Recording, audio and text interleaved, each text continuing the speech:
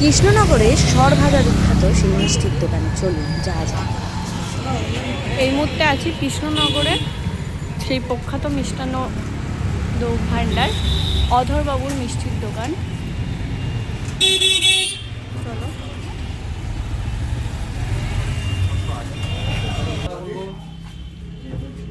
দাম কি একসাথে বলবো না আলাদা বলবো? আলাদা আলাদা এটা রাখা যাবে তো একদিন মানে আজকেই বাড়ি একদিন একদিন, কিন্তু আজকের সাথে কালকে মিলবে না। বাসি টাটকা যেরকম খেতে লাগে সেরকম লাগবে। 206 টাকা। সরভাজা কি একদমই হবে না? হ্যাঁ, সরভাজা একদমই হবে না? সরভাজা সকালে ছিল, শেষ হয়ে গেছে। এটা 200 টাকা। বলছি কি সব এক জায়গায় দোকান কতক্ষণ খোলা থাকে? দোকান কতক্ষণ খোলা থাকে? কি দেখুন, হ্যাঁ, এখন 1টা পর্যন্ত, তারপর 1টা থেকে বন্ধ হয়ে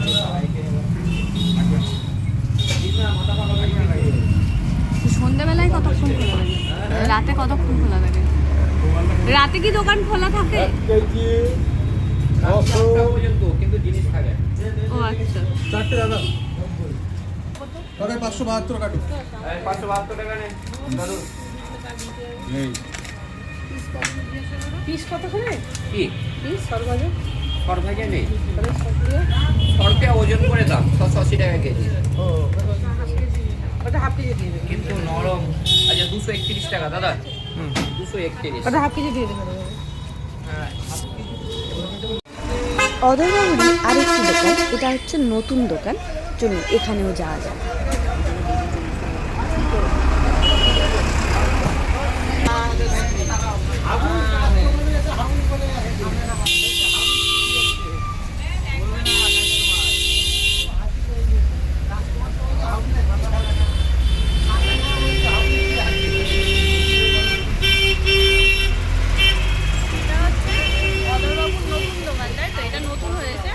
যেটা গেছিলাম ওটা হচ্ছে পুরনো দোকান।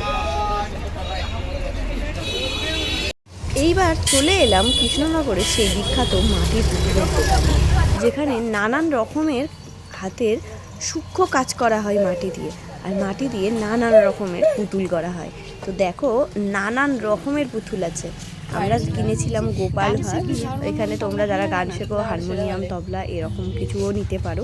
দেখো অনেক কিছু এখানে আইটেম রয়েছে, তোমাদের যদি পছন্দ হয় তোমরা এখানে নিতে পারো। তবে হ্যাঁ, সব জিনিসের একটু দাম আছে, তো তোমরা বার্গেনিং করেই কিনে নেবে। ওই আমুল দুধের যে মেয়েটা এটা করে না,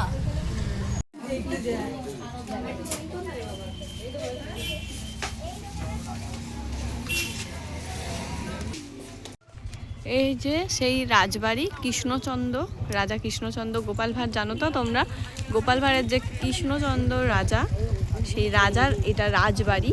চলো ভেতরে যাব, গোপাল ভাঁড়ের বাড়িও আছে, দেখাবো।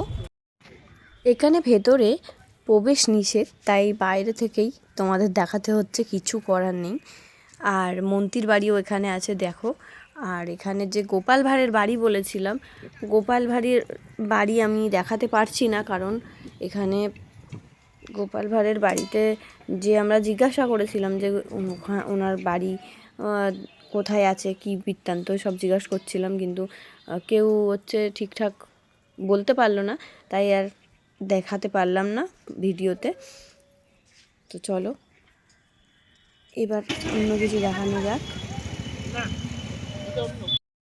চলে এলাম কৃষ্ণনগরেরই এই একটি সুন্দর চার্চে।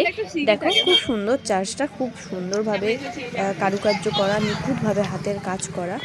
তো এই পুরো চার্চটা তোমাদের ঘুরে দেখাচ্ছি। দেখো এখানে কত সুন্দরভাবে সাজানো, আর এখানে ভেতরে ছবি তোলা নিষেধ আছে, তাই বাইরে থেকেই সব কিছু দেখালাম।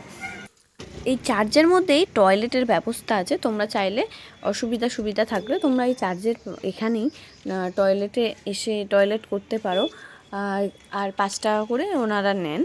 আর আরেকটা ইনফরমেশান তোমাদের দিই, যে মায়াপুর থেকে মাথা পিছু 60 টাকা করে ভাড়া লাগবে কৃষ্ণনগর স্টেশনে আসতে। তো আমরা 9 জন ছিলাম, আমাদের ভাড়া নিয়েছিল 400 টাকা। তো আমরা যখন মানে টোটোতে বসে আলোচনা করছিলাম যে আমরা কৃষ্ণনগর ঘুরে দেখব, তো উনি বললেন যে আর আমি ঘুরে দেখাবো, তোমরা তাহলে আর 300 দিলে আমি গোটা ঘুরে দেখাবো, কাকু বললো। তো আমরা 300 টাকা না 200 টাকায় রাজি হয়েছিলাম। তো উনি 600 টাকার মধ্যে আমাদের কৃষ্ণনগর ঘুরিয়ে স্টেশনে পৌঁছে দিয়েছে মায়াপুর থেকে। তো তোমাদের এই ইনফরমেশান দিলাম, তোমরা যদি চাও তোমরাও এরকমভাবে বার্গেনিং করে ঘুরতে পারো। তবে আর ঠিক আছে, আজকের মতো ভিডিওটা এখানেই শেষ করছি। দেখা হচ্ছে তোমাদের সাথে আবার পরের ব্লগে। প্লিজ তোমরা চ্যানেলটাকে লাইক, কমেন্ট, শেয়ার, সাবস্ক্রাইব করো, প্রচুর প্রচুর শেয়ার করো, যাতে আমার ভিডিও সবার কাছে পৌঁছে যায় আর সবাই দেখতে পায়।